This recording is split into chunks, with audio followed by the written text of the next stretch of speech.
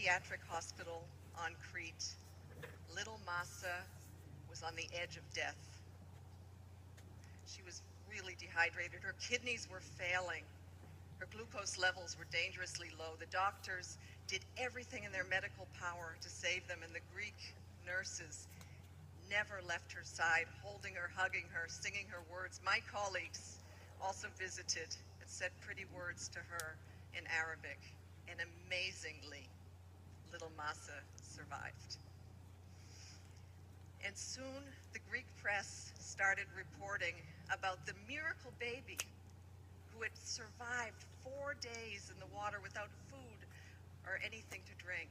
And offers to adopt her came from all over the country.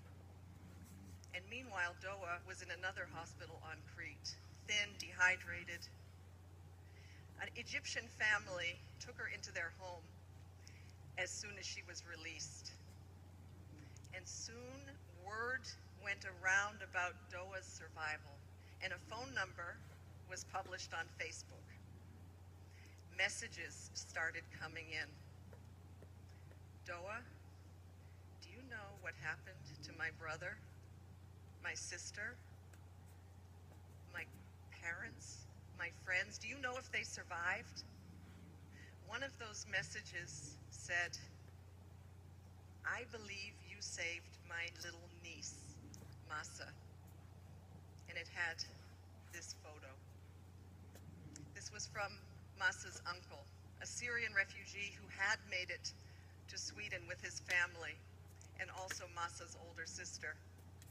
Soon, we hope, Masa will be reunited with him in Sweden. And until then, she's being cared for in a beautiful orphanage in Athens. And Doa, well, word went around about her survival too. And the media wrote about this slight woman and couldn't imagine how she could survive all this time under such conditions in that sea and still save another life. The Academy of Athens, one of Greece's most prestigious institutions, gave her an award of bravery. And she deserves all that praise. And she deserves a second chance.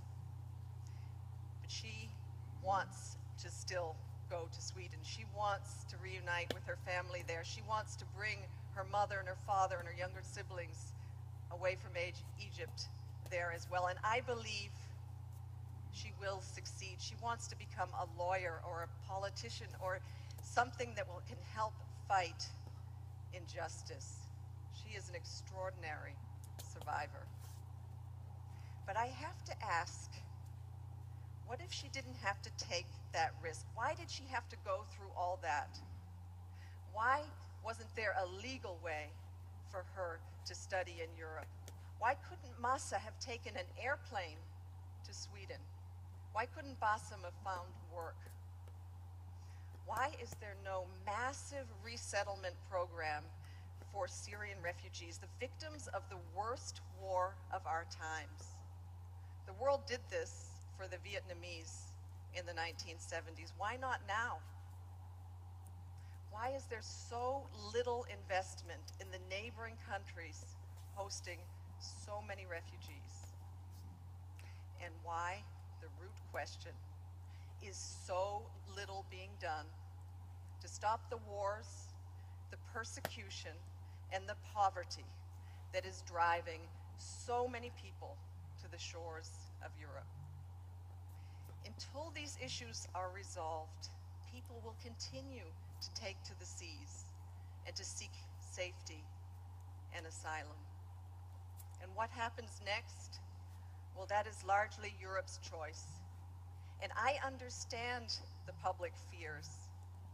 People are worried about their security, their economies, the changes of culture. But is that more important than saving human lives? Because there's something fundamental here that I think overrides the rest, and it is about our common humanity. No person fleeing war or persecution should have to die crossing a sea to reach safety.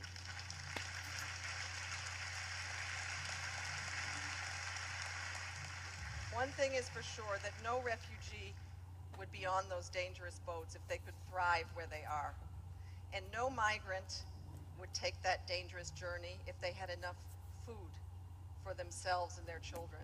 And no one would put their life savings in the hands of those notorious smugglers if there was a legal way to migrate.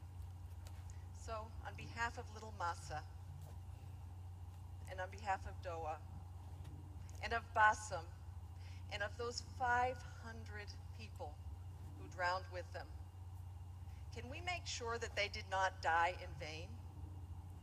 Could we be inspired by what happened and take a stand for a world in which every life matters?